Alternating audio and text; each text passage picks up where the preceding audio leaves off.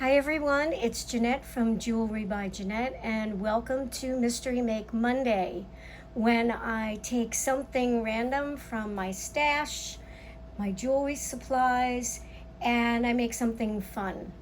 So today I'm going to be working with the leftover pieces from a Jesse James kit that I used in a previous video, and I will link to that video in the description box below, and I'll try to link it at the end of this video as well. So these are the leftover beads from that kit, and I'm going to check and see, we'll take a look through these and see what I'm going to make. I'm getting some ideas right now. Now, I found these beads when I was sorting and clearing out, making room for new beads, because I'm going to a bead show in October. So I just have to make some room, And I did get a request from one of my viewers to do some organizational videos. So I'm thinking about doing that. Let me know in the comments if you'd like to see me do some organization videos. And by the way, thank you so much to everybody who's subscribing and liking and commenting. I really do appreciate that. My small channel is growing and I have reached my goal. I've actually surpassed my goal of 800 subscribers by the end of the summer. So that's fantastic, and I really appreciate that, and I appreciate all of you. My next goal is that by the end of the year, I'm hoping to have 1,000 subscribers. And I think I can do it. Things look really, really good. So anyway, I'm going to sort through these and I'll show you how my thought process works. Now here's a little organizational tip for you while you're working. I like to use these little trays. Actually, I think they're supposed to be paint palettes, but I find them really useful. They're very inexpensive. I think I got these at Michael's. I'm not sure, but you can find these anywhere that they sell craft supplies and art supplies. So I think they came in a pack of 2 or 4.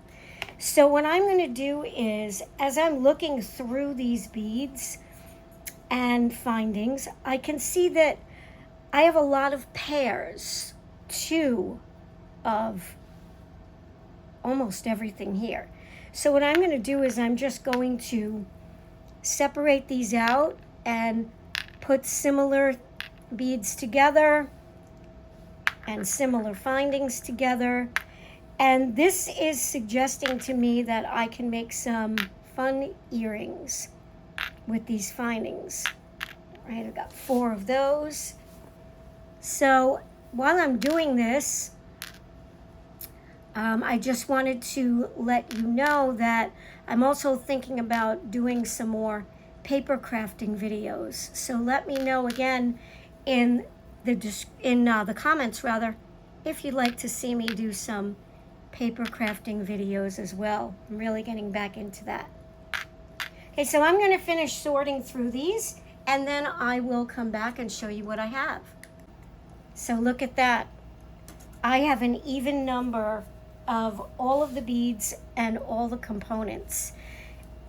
In some cases I have 4 or 6 of a component or bead, so that really is screaming earrings to me.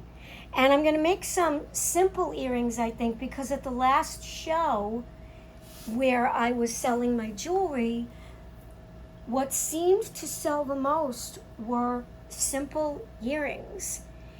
And I don't make really elaborate earrings anyway, but people were really looking for simple, small, short earrings. So I think that's where I'm going to go with these. And I'm going to go grab some head pins and other supplies that I think I'll need.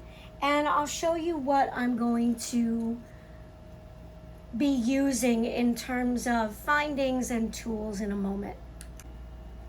Here are some of the supplies that I'm going to be using, or I think I'll be using. I've grabbed some 4mm jump rings because I know I'm going to need those when I make my earrings. I have some head pins here. So these are regular end head pins, and I've got some fancier ball end head pins.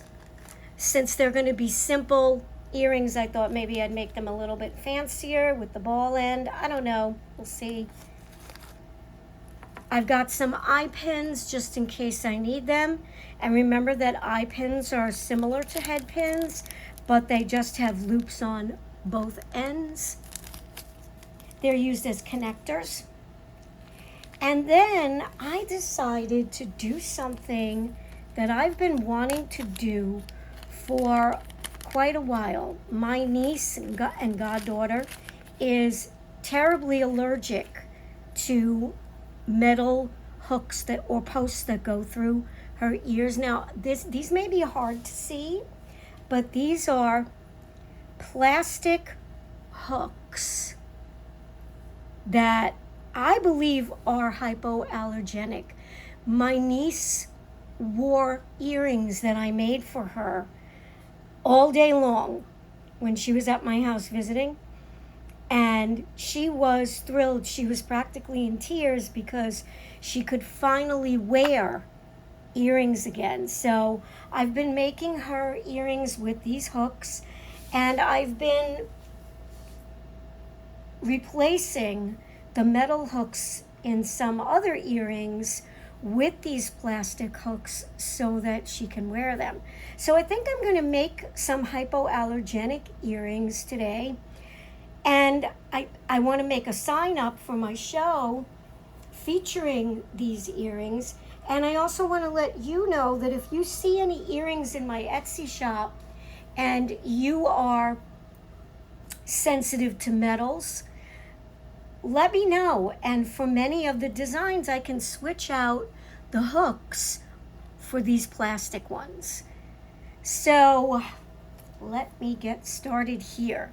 What will I make? So I'm seeing these that I definitely know I want to use. And I'll probably use 2 on each earring. So I'm just going to put them next to each other here.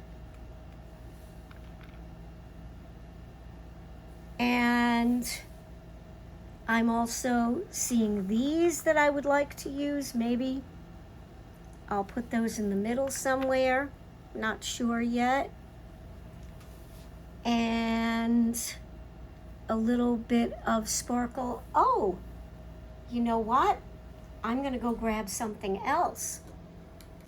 So right here, you'll see some little, let me see, I don't know if they're cubes.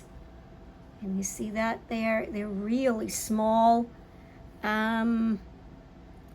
They look like, I don't know if they're hexagons or octagons. They're definitely a really cute geometric shape, and they're pretty small.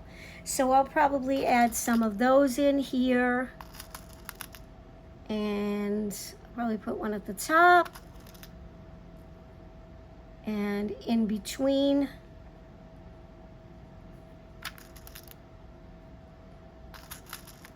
And I think I'm gonna like these. And that'll give me a little bit of sparkle. So I'm gonna reserve these, I'm gonna reserve these blue crystals for another pair of earrings because I've already got a little sparkle with the silver there. And I don't want to make these too big. In fact, they might be too big as it is, so I might have to remove a couple of these beads. But let me just string them on. I think I'm going to use my regular head pins because I'm not going to make wrapped loops. Wrapped loops will make the earrings a little longer. So I think I'm just going to make simple loops on these. So let's see. I'm going to work from the bottom up. I'm going to put one of these little spacers on, and I'm going to put one of these blue rondelles, and then I'm going to put on this really pretty, I don't know if it's ceramic or glass, but it's so pretty. And you know, I think I like it just like this. If I'm going for simple, I think I'm going to do that. I'm just going to add one more of the little silver spacers here, and I'm going to call that done. I think that's really cute, and I think it will appeal to those customers of mine who really want something simple. So let me make the other one to match it, and find a little hole on that, and the blue rondelle. And what's interesting about these kits that Jesse James makes, this is the turquoise kit, if I didn't mention it. What's very interesting about these kits is that although some of the components are acrylic or plastic, you really can't tell when you're wearing the jewelry. So I like to mix them. Oh, one more silver spacer here. I think we'll do it. And I think, let me hold these up for you. I think we've got a really cute pair of pretty simple earrings. I like them. All right, so let me put these guys back. Put that back there. And I think we're good to go.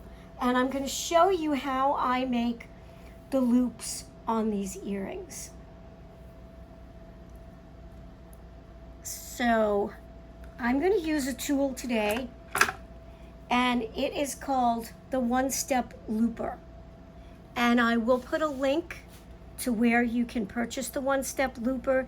It's also available in Michael's, and most online shops will have it.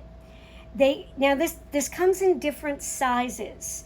This is the smallest size, and it makes a, let me see, I think it's a 1.25 millimeter loop. And I think the medium one is 2.5 and the large is 3. So you'll have to check and make sure about the sizes, but this is the smallest one. And I usually use this one because I like small loops. So I know it might look complicated, but it's actually very, very simple to use. So I'll show you how to use this tool. What we do is we take our head pin, and you're going to see, and I'm going to try to get this up close so that you can see what I'm doing here. Okay, now, can you see, and I don't want it to get all blurry on me, can you see that right at the top here, there's a hole, right? Now that's the hole that we want to feed the head pin through. So I am putting it, let's see, I want to get it for you. Okay, I'm putting it under this bar right here, and I'm sliding it so that it's going through the hole. Now I'm going to show you all the sides so you can see what it looks like. It's a little awkward, so bear with me, because I want to turn this over. So can you see that it is coming through that hole on the other side, right? And this is how we have it. Now, while I'm holding this is a little difficult for me because I have small hands. So I really have to get it started before I let go. Now you want to make sure, you see, I don't know if you can see that, but there's a little bead trapped up there. I don't want that. All of the beads have to be at the bottom, okay? And when I push this up, I'm going to push it so that that last bead or the top bead is resting. And it's this one, excuse me one moment. This one's going to give me a little trouble because it's so small. So I'm going to just have to boss it around a little bit and show it who's in charge. There we go. All right, can you see that? Now, I have learned that the trick to getting this to make good loops is to squeeze quickly. If you squeeze too slowly, I don't know why, but it just makes a weird loop. So I'm going to get it started, make sure that my little troublesome bead is here. I'm going to get it started. I'm going to make sure everything's pushed up. I'm letting go. And I'm giving it a quick squeeze. And it's going to happen fast. Now, did you see that it trimmed off the excess? Oh, wow, it made a really nice loop. Okay, so you see that right here? Now, I know it's a little crooked. That's okay. That's not a big problem because I'm going to come in actually with my round nose pliers, and I'm just giving this a little, I'm going to put them in there, and I'm just bending it just a tiny bit. Okay, that's pretty good. Now, it does not close the loop completely when you use the one-step looper, but that's the way it's supposed to be because you don't want the loop closed yet anyway. We have to open it again. So there we go. I'm going to do it again for you, and you'll see that that gap that's in between these beads, that's going to get closed up when I close up that loop. It's going to be fine. The loop, when I close it, will hold those beads in place. All right, this is the excess. Let's do it again. I'm going to hold my head pin so that all of the beads are pushed down to the bottom. I am feeding it through under this bar here, straight through to the hole that's on the other side. You also want to make sure, another little tip for you, the word patented is here up on the top. That's how you know you're holding it correctly. All right, line everything up. Make sure my bead is not trapped in here, right? Push everything up, get it started, let go, and give a quick squeeze. And let's see, give it a little bit of a bend there. That might help with the crooked. Yeah, there we go. So give it a little bit of a bend at the end sometimes. I'll straighten that out a little bit later. It's okay if it's a little off. That's why we have other tools. All right, now what's left to do is to attach these to my plastic loop. And I'm going to show you how to do that next.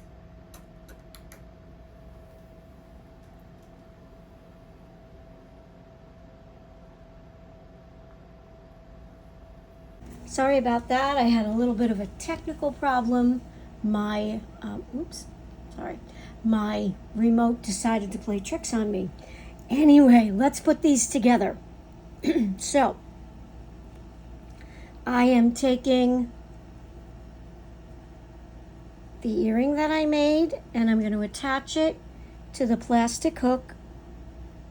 Just slipping it on. I'm not even going to use jump rings because I want to keep it, minimalist, so I don't want to use too many components and findings. So there we go. I just slip it right through that hole. There's one. And let's take the other one. And we're gonna try and get that on. It's hard for me to see because I really need to bring it closer, but I don't want to go off frame. So just give me 1 second. I want to open this up just a little bit more. This must be the one that was closed more completely by the one-step looper. So let's see. Yep, there we are. And I'm just going to close it up and make sure everything is straight. Oops. Yes. And aren't these cute? All right, so I've got my first pair of earrings here. They have just the right amount of sparkle, and they're not too big. They're not quite minimalist, but I think they're cute. And I think that the rest of the earrings I make might be even a little bit shorter. So I'm not going to make all of the earrings in this video because the video would probably end up being a few hours long.